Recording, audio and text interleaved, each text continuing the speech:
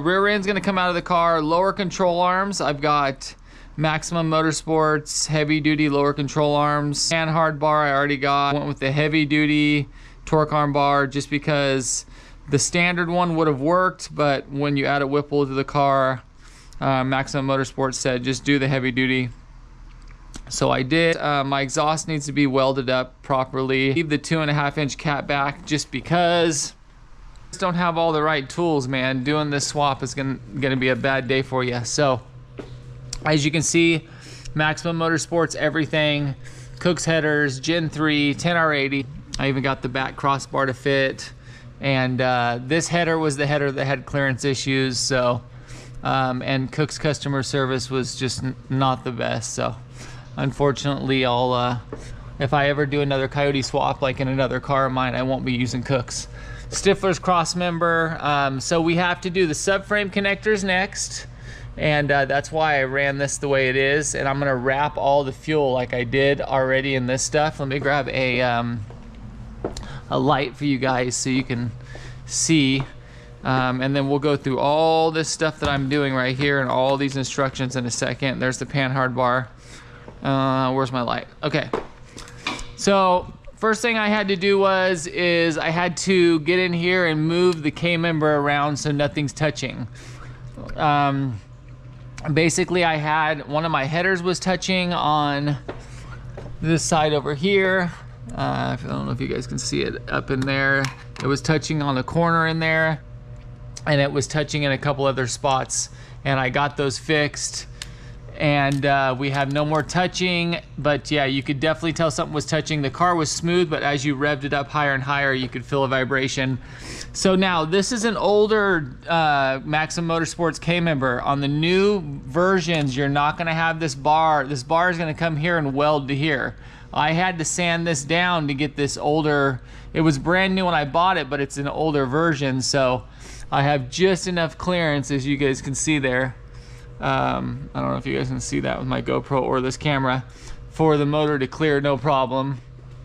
And if I ever have an issue, I can always, you know, shim the K member, but so far I've been driving the car around, it's been fine. The brakes are not gonna stay. Somebody else already mentioned that I have the stock brakes with the rear drums. I understand, I do. I've got Cobra R Brembos, SN95 spindles, and disc brakes for the rear. So it's gonna get all new brakes, and I'm gonna go with the new Victory 2-piece pony wheels and a deep dish 18 rear and an 18 front probably. Is what I'm thinking in a 5-lug. I still have to fill the air conditioning, but you can see, you know, like if you do a Coyote swap, you want all your wiring like this, nice, neat, tech flexed, you know what I mean, all their grounds. Volvo power steering pump works great. As long as you get that adapter right here, or this CAN bus controller for your Volvo power steering pump, it will work absolutely phenomenal. Everybody that doesn't like them, it's because they don't have this. And this basically allows you to turn it up to 100%. And once you get it to 100%, it rocks. Better than factory steering by far. Trans cooler is doing its job. Obviously, I couldn't run the fan because of the crash bar. Koni Yellows, fully adjustable. I have Bilsteins also, but I went with the Konis. The Bilsteins are on my SN95. But, and then let's see. We got the Cook's long tube headers, Lokar shifter for a 6R80 that I made for a 10R80 work. And then it goes into a MagnaFlow 2.5-inch exhaust, which I have to have all done because it's leaking here, and I tried to fix all of it. But it's hard to find a good exhaust shop around this area. So where we're at next is we're gonna do the pan hard bar, torque arm bar, heavy duty. Get rid of these upper control arms so we don't have any torque box reinforcement issues, because we won't have upper control arms anymore. New lower control arms. I'm gonna leave the stock springs because I don't mind the height, and the way the car rides is fine. This thing will come off also. We still have to put the tips on and get these welded on. Right now there's kind of hanging there. The drive shaft is a custom drive shaft with Sonex ends, and I have I need to get the boot put on it, but I have 5 inches of play. So you see that solder right there? That whole entire thing's 5 inches of play that goes in and out. So basically this is gonna move constantly, but I didn't want to have to like guess on the measurements, so I just said, give me the longest shaft you can give me that moves and install it, and that's what they did. And then I have the big dog, I think they're 1350s, the biggest U-joints you can put on them. So we won't be breaking those. Subframe connectors are in a box right over there on the wall. Here's my panhard bar, which we're gonna get installed. And then let me go down the list of stuff I have to do here. So I want to pull the rear end and clean it and paint it. Lower control arms, fully adjustable. We've got the panhard bar, torque arm bar, heavy duty lower control arms as well. Weld the exhaust. I got to get a boot on the drive shaft. The K-member isn't 100% squared. Now it's super easy to move while the engine's still in the car. So if you square the K-member last, that's fine. Just loosen all the bolts, put a put a transmission jack here and lift the motor up just a little bit, and it slides over with ease as long as you have one of these big dogs right here. So I still need to square the K-member, but I can't square the K-member on this lift because I can't hang plumb bobs from the car with this lift design. I need a 2-post lift, unfortunately. But I do PPF tint and coating, so a 2-post lift wouldn't have worked for me, but I built that whole car on that scissor lift. So alignment is huge. The car needs an alignment. I need to fill the air conditioning. Cold air intake. Hey guys, the PMAS intake is the ugliest intake I've ever seen. I'm gonna go with the JLT, I'm pretty sure. 18 manifold. Lund Tuned. I got a brand new Nguage from Lund, which is awesome, from a guy, another Coyote swap guy.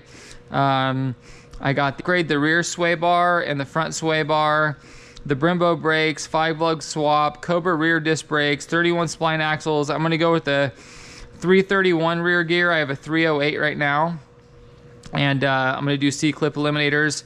I'll do an excess power 3400D battery, a JLT catch can. And the reason why I'm going to do that battery is I have a brand new yellow top in here now, but they only have about 800 cold cranking amps. And it cranks fine and everything, but I'd like to have that 1200 cold cranking amps, especially with the stereo that's going in this thing. So we got new fog lights, the new Victory wheel, 3 boxes of sound deadening. So we're going to have basically the whole car gets sound deadened with sound deadening, and then you use this stuff on top of it.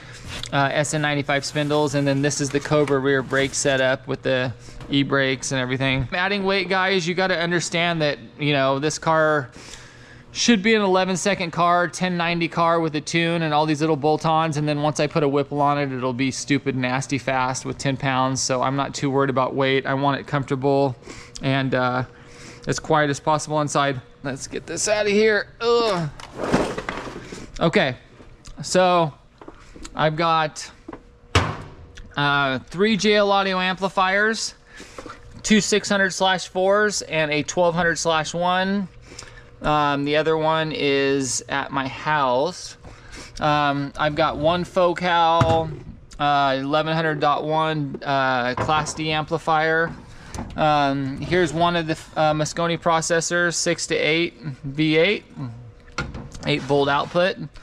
So everything will be run actively. There will be no crossovers. It'll all be actively ran.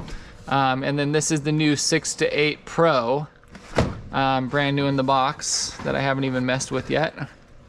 And it comes with here's some cheap amps that came out of the car when I bought it. Cheap Pioneer amp, which for this amp actually makes some decent power for a piece of shit. These are JL Audio ZR8s, top of the line mid-bass 8s. I ran those in my truck.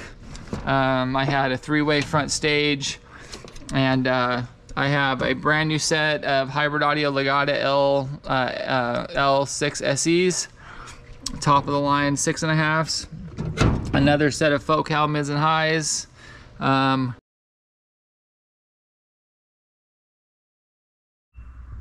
right, guys, we're gonna go ahead and drive the Fox around for a sec. Let's go ahead and pull it out. I got the Nguage Keep in mind, it still has a check engine light for IMRCs, and I gotta get me my tune soon here, so we'll get me my tune, hopefully. But let's go ahead and pull it out. Gen 3 10R80, 3-inch, 2.5-inch MagnaFlows, just the usuals.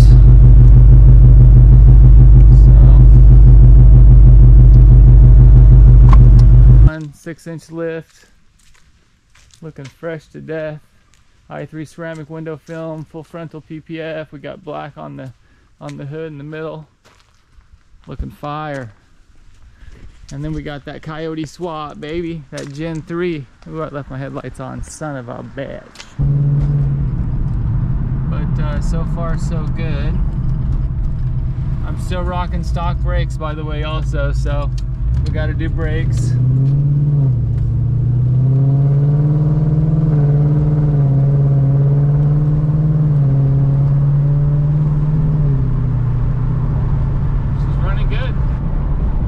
Lots to do. It's running good. It's shifting good. I still got to go get the exhaust done because it's got some exhaust leaks, and then I want to get the AC filled.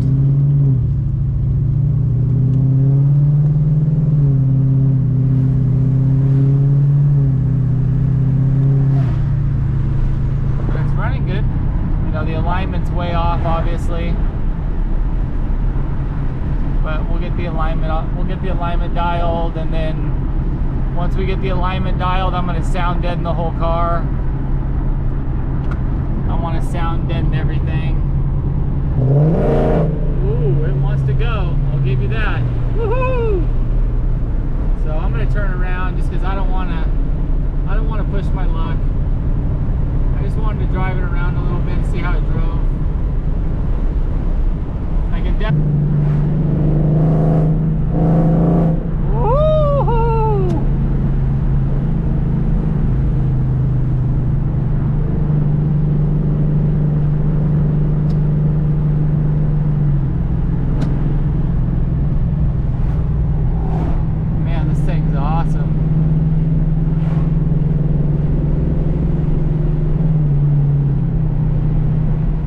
Especially after Lund does all his tuning.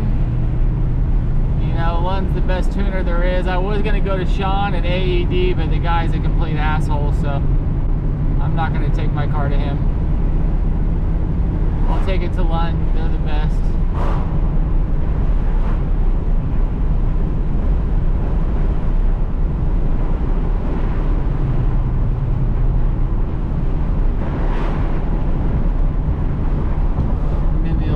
Way off, and then I gotta have AC. It's gonna be like 105 today, so just little stuff. 1990 red, black interior, all original car. Besides, now it's got all this Coyote stuff in it, but hydro boost.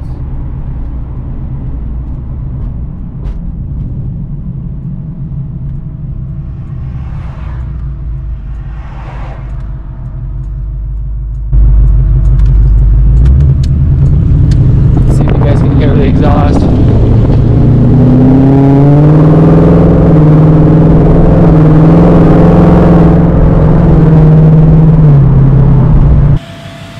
All the haters that said I couldn't do it, who's laughing now? Damn, with that hidden AC.